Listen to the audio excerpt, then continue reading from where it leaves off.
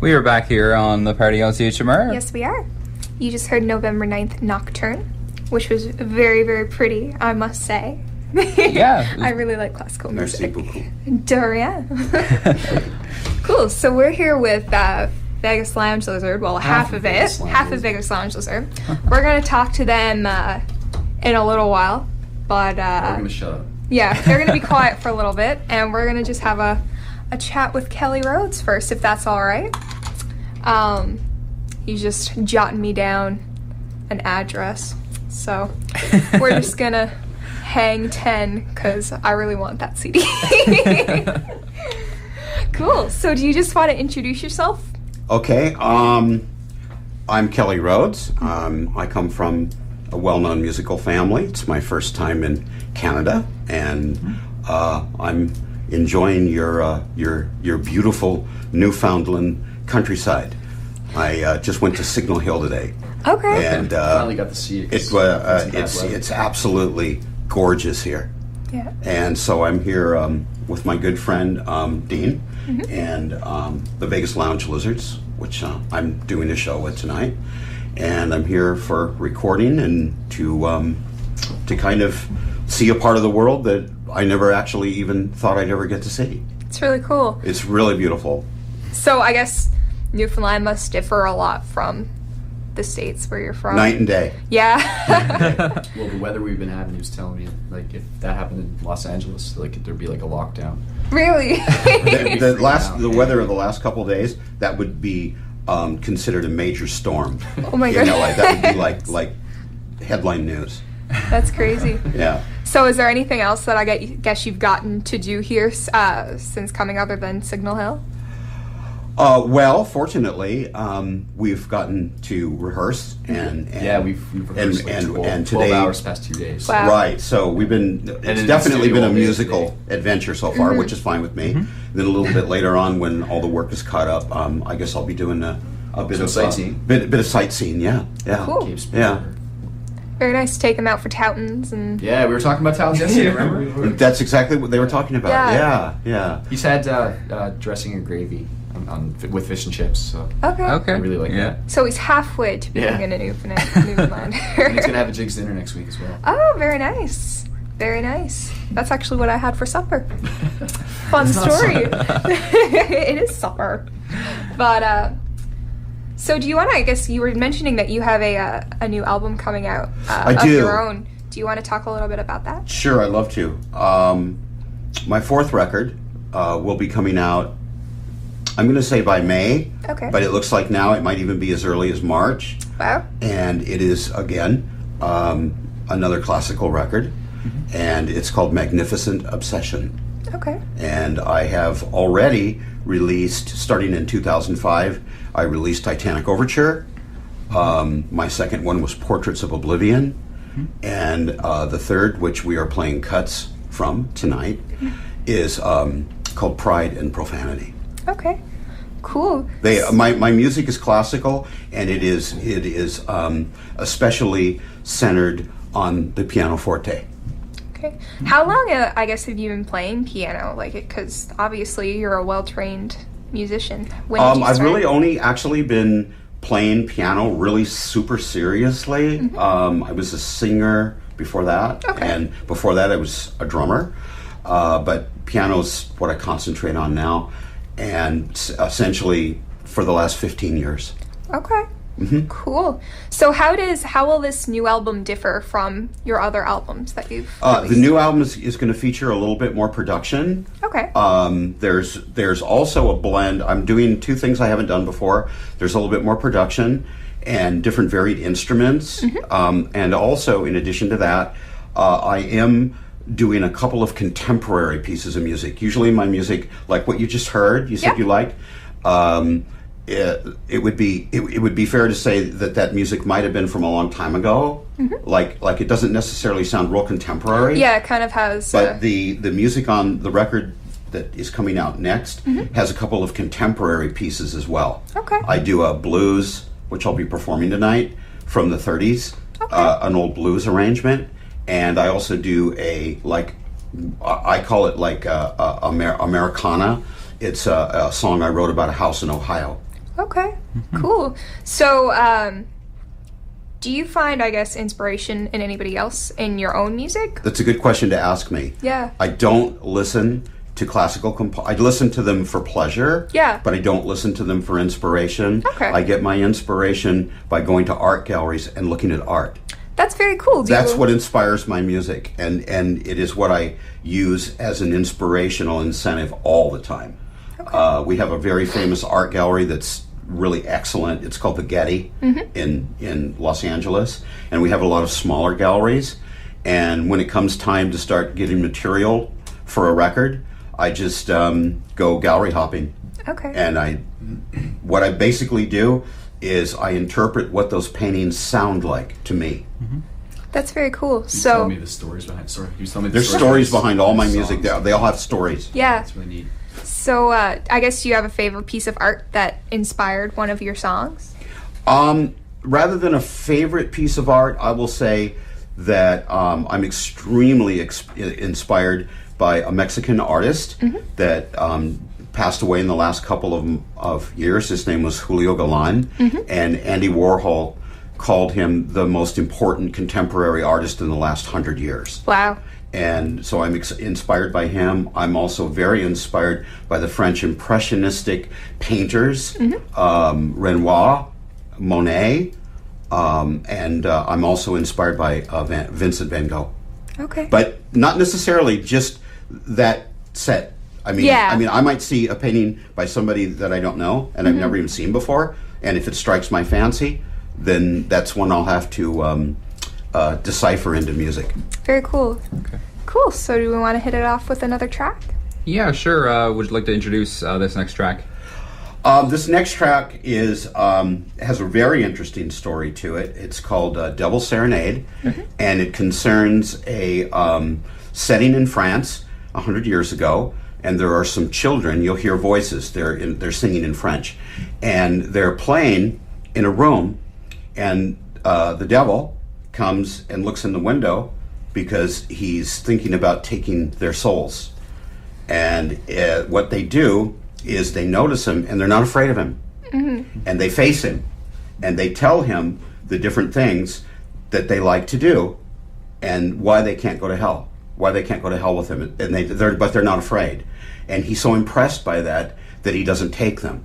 Now, in the end of the song, you hear a woman's voice repeating the very same words that the children sing to the devil. That's because she's older and she's recounting the story. Okay. So you're going to hear kind of a real nice, sultry, sexy woman's voice. She's one of the children. Okay. So when you hear the children, they're speaking to the devil and they're saying different things in French.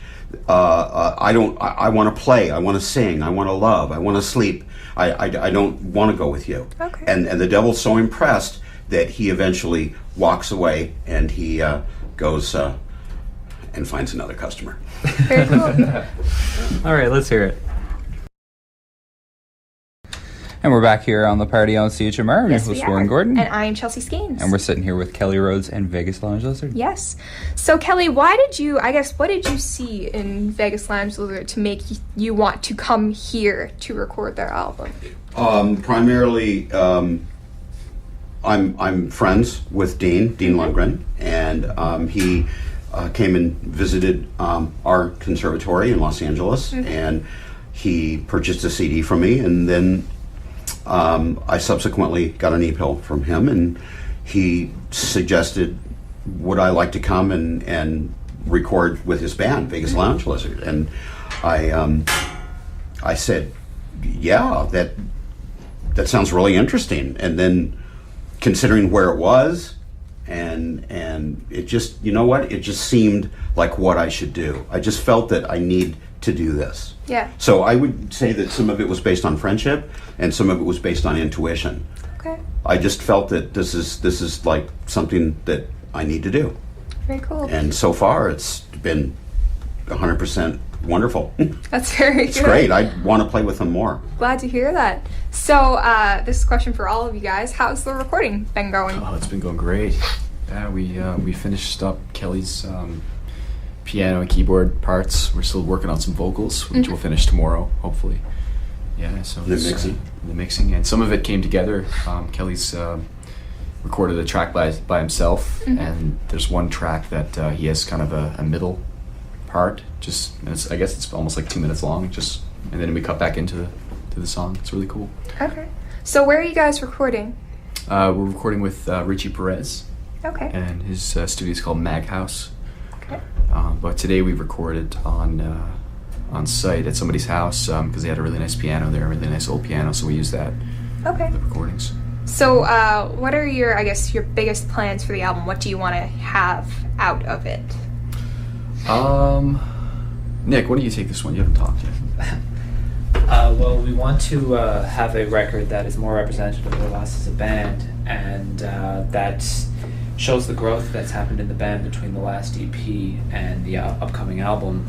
There's a new direction in the band that I think it's a you can major hear new direction, in yes. songs like Red Sparrow, which is the piece that Dean referenced that Kelle has a solo part on. And it's just Kelly's influence has already been huge, and he has a lot of great input on even when we're jamming so far. So Yeah, the jamming has been really fun having Kelly on board. And Kelly gets into it a lot. He's so intense. It's really cool. So tonight you guys are playing a show together.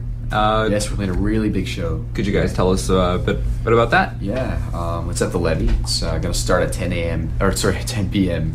Sharp. So be there. And we've got Waterfront Fire, Look in the Elderly, Make Mean Everything, Bedlam Beggars, and of course we're playing. And Kelly and Jordan Coker are going to kind of close the night out together. Okay. So I guess, are you saying anything about how much it is to get in and all Yeah, that it's kind of $7. stuff? Okay. Which is $2 more than normal, just because there's so many bands playing. Oh, for sure. And whatnot, so, a lot of talent there tonight, for sure. For sure. Do we want to take it away with another track? Sure. This is another track off Kelly's album. This is Tigress of the Underworld. Of the Underworld.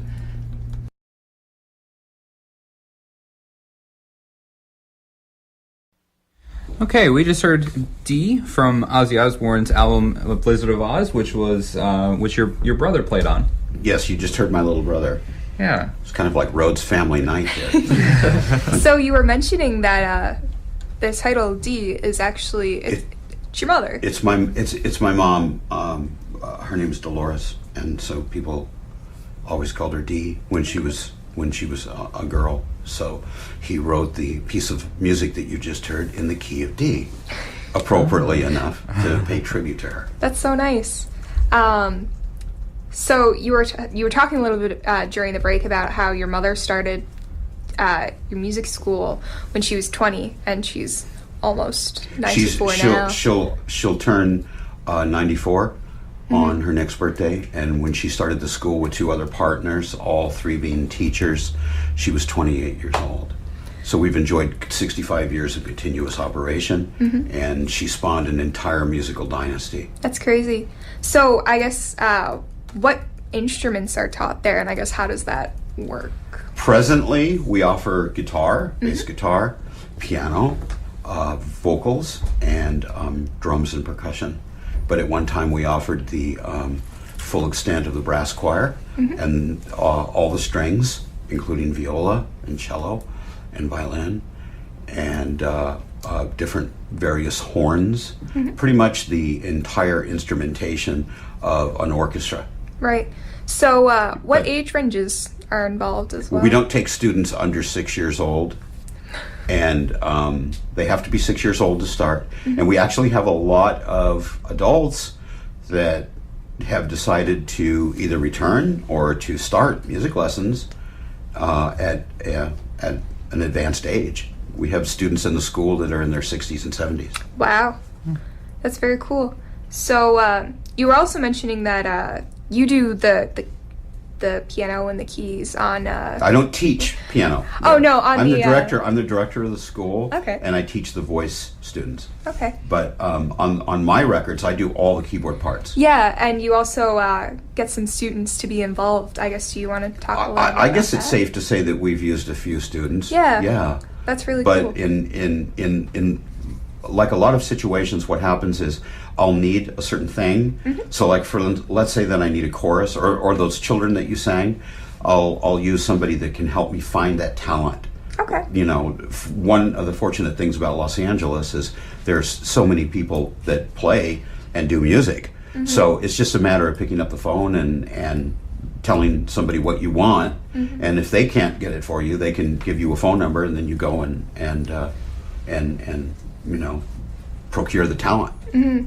That's very cool because in Newfoundland, I guess you don't have as much that, I guess, that extent of, I guess, talent at your disposal. You might not have there might be people that certainly would be qualified to play, but you might not have the network to be able to contact them. For sure. Right. Yeah. So that's one advantage of LA. You have such a huge talent pool.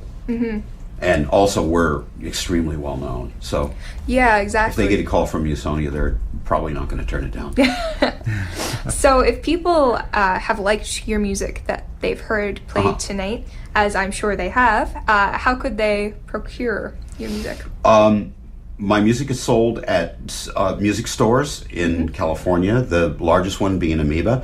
But if people like what they hear, the easiest thing to do is to just send me $15 if it's from Canada, because I have to send it. Yeah. $15 to Musonia School of Music. We're on the internet and we're very, very accessible. I'll give the address just in case. It is 12111 Tierra Street, Valley Village, California, 91607. And just put $15 American money and state your address you want it sent to, and I'll have it sent out the next day. And state which record that you would like. Very cool. Okay, so do you want to hear another song, Warren? Sure, let's hear another track from Vegas Lunch Lizard off their Tree Seed EP. This is Cold Shiver.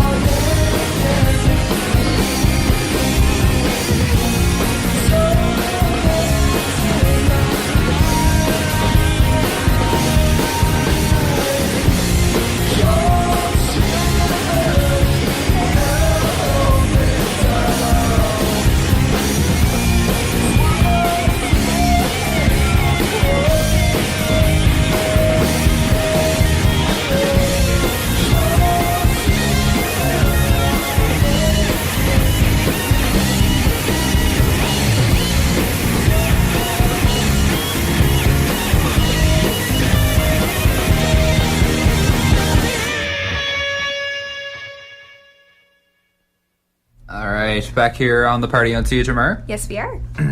Back here once more with Kelle Rhoads and Vegas Lounge Lizard. Did you guys want to run down the show tonight, the lineup for the show? Nick? The lineup starts at 10. The Yep. Levy. The first band is Water from Fire. Mhm. Elk and the Elderly. Make Me and Everything. Vegas Lounge Lizard.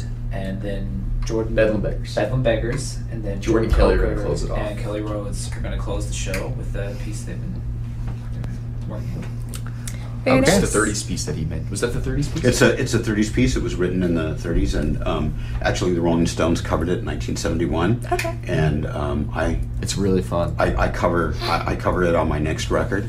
Okay. So we're gonna actually have the preview of it tonight. This will be the first time that it's performed live by me. Okay. So I'm gonna do it with Jordan. Jordan. Yeah. Very cool. Okay. All right. Thanks so much. Yeah. Thank you for See having you us again. It's tonight. always a pleasure. We've been on here as our 4th time now, I think. Yeah. Yeah. So Have to come on the 5th time and get the yeah, well, the once jackets. the album, because no one's heard any of the album yet. So Yeah. once that comes out, Exciting. Sounds good. Thanks, guys. thanks.